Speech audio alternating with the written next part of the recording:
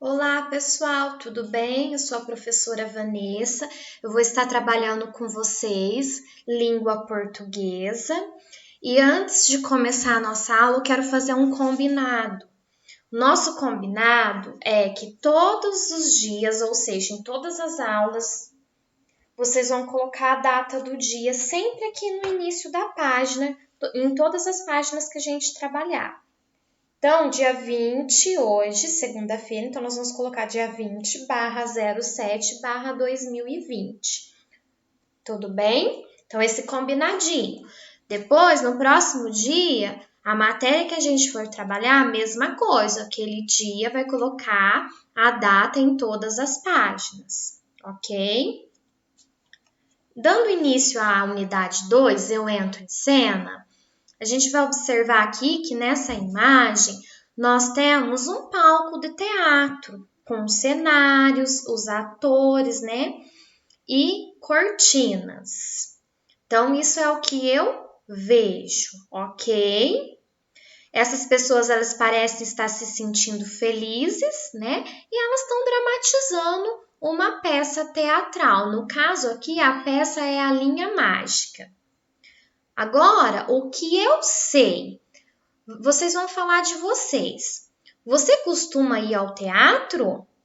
E aí, pessoal? Já assistiu alguma peça que emoções sentiu? Alguma vez você participou de uma apresentação teatral? Como foi?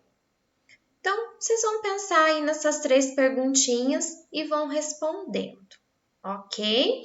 Não precisa pôr a resposta no livro e nem no caderno. É só mesmo um tempinho aí para vocês pensarem, porque nós vamos falar de texto dramático, que é o texto das peças de teatro. Então, na abertura da unidade, o livro pede para gente, então, ter essa conversa aqui para dar início. Então, vamos lá. Nas páginas seguintes, vocês vão ter o texto dramático, tá? Então, o texto de hoje, sugerido aqui no livro, é a Linha Mágica. Então, nós temos aqui a cena 4 e a cena 5. Então, vocês vão fazer a leitura, ela continua na página seguinte, então vocês vão ler 38 a 39, até a página 40, ok? Quando chegar aqui na página 40, no finalzinho dessa página, quero fazer uma observação aqui. Então, pessoal, vocês vão pôr aqui em cima um PC, que significa para casa. Então, tem uma atividade aqui que vocês vão fazer como lição de casa hoje, lá na página 48. Depois que vocês responderem as atividades de hoje, vocês vão para 48 fazer essa atividade que é lição de casa. Ficou curioso para saber a continuação? Será que essa linha é mesmo mágica? Faça as atividades e depois leia mais um trecho do texto na página 48. Combinado? Liçãozinha de casa. Agora, nós vamos para a página 41. Para compreender o texto, um pouco de conversa. Converse com os colegas. Como nós não estamos em sala de aula, vocês podem fazer a atividade A, B e C aí na casa de vocês com alguém que está aí por perto, tá? Ou mesmo alguém que esteja acompanhando você nas atividades, nessa lição, vocês podem estar conversando juntos. Letra A. O que poderá acontecer com Pedro? B. Ao ler o texto, você conseguiu imaginar como são as personagens, as cores, os cenários, somente pelas indicações? Letra C. Ao dar o novelo a Pedro, a mulher lhe diz: sua vida vai passar assim, ó, num piscar de olhos. Que gestos ela teria feito acompanhando a fala? Compreensão. Fique sabendo. O texto dramático é um texto escrito para ser encenado, isto é, representado por atores em um palco para uma plateia. Quando é encenado, a linguagem verbal, o texto, combina-se à linguagem gestual. gestos, expressões e ações dos atores, para transmitir emoção, provocar reflexão e garantir o entretenimento do público. Ele é constituído de um texto principal, que são as falas das personagens.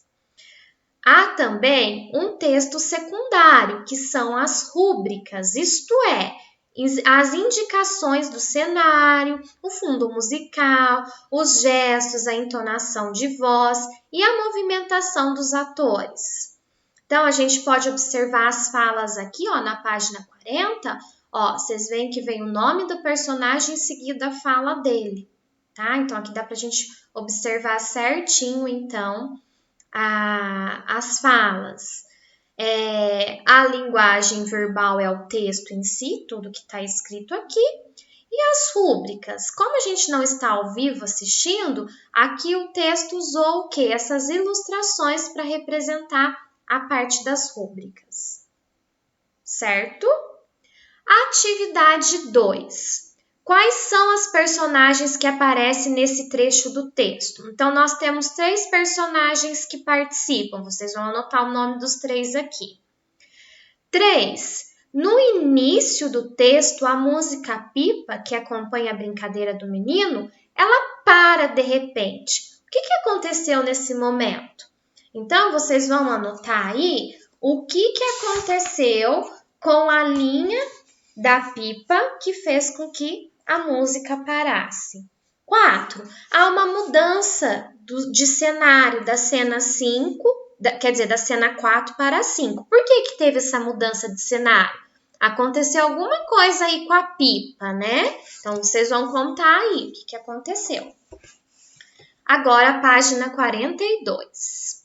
Na página 42, nós vamos observar que nós temos 2 paisagens aqui, ou seja, 2 florestas.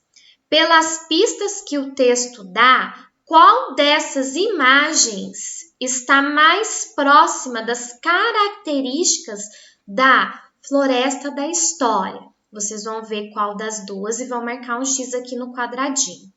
Depois, o que você observou no texto para assinalar esta imagem? E vocês vão anotar aí o que vocês observaram. Tem uma fala lá no texto que permite a gente saber qual é a floresta aí. Então, vocês vão anotar aí na questão 5.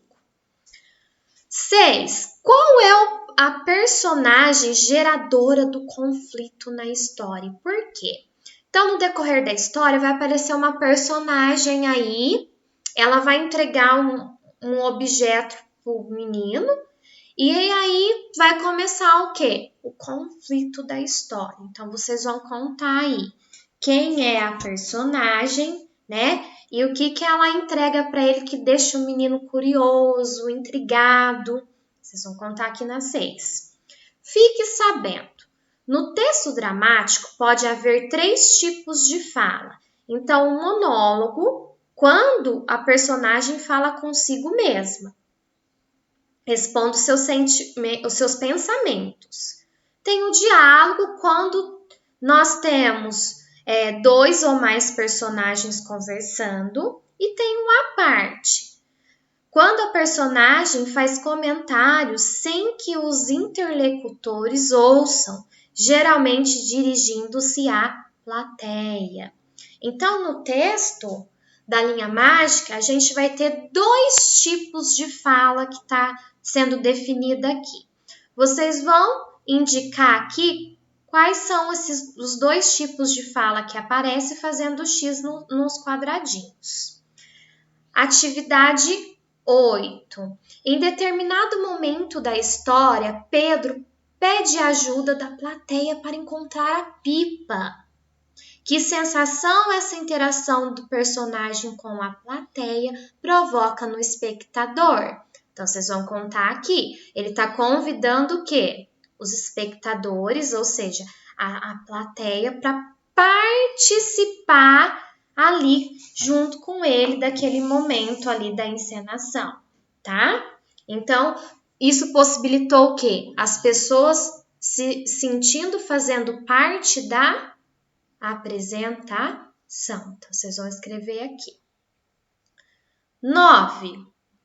Nos textos narrativos, o narrador é um elemento muito importante. É ele quem conta a história. Ele pode participar da ação ou apenas observar o que ocorre. E nesse texto dramático que a gente está trabalhando hoje, existe narrador? Como a história se desenvolve? Então, pessoal, uma das características do texto dramático é não ter narrador, não possuir narrador. Por quê? A história ela é apresentada ao espectador pelas ações vividas dos personagens que fazem parte dela. Ok? Então, vocês vão anotar aqui na 9. 10. Quem são os possíveis leitores de um texto dramático? E aí? Quem que lê esse tipo de texto? Geralmente, pessoal, somente os atores que vão fazer a encenação da peça, vão fazer a apresentação, o diretor da peça e todas as pessoas que estão envolvidas na montagem do cenário, na maquiagem dos personagens, na figuração, né, no figurino. Geralmente, essas pessoas que costumam ler o texto dramático, tá? A gente não vai para ler um texto dramático no teatro, a gente vai para assistir a dramatização. Então, quem faz a leitura é quem está participando da peça, ok? De olho na linguagem.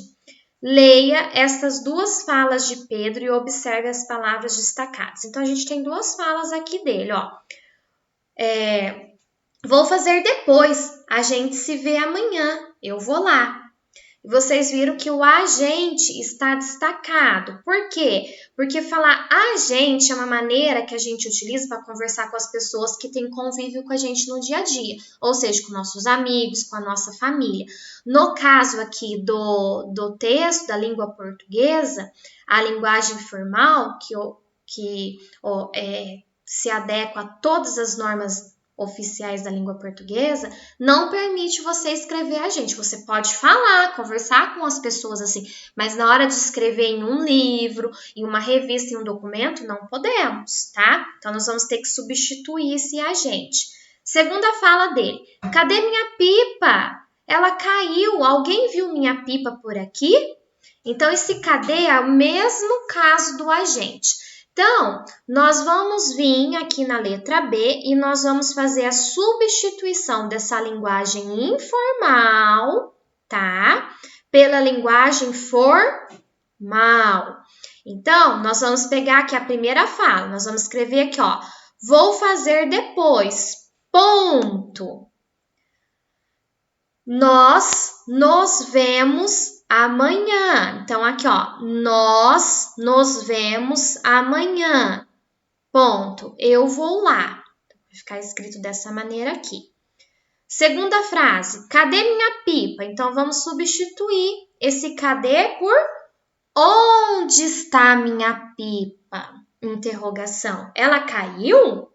Alguém viu minha pipa por aqui? Aí, termina de escrever o restante da frase aqui.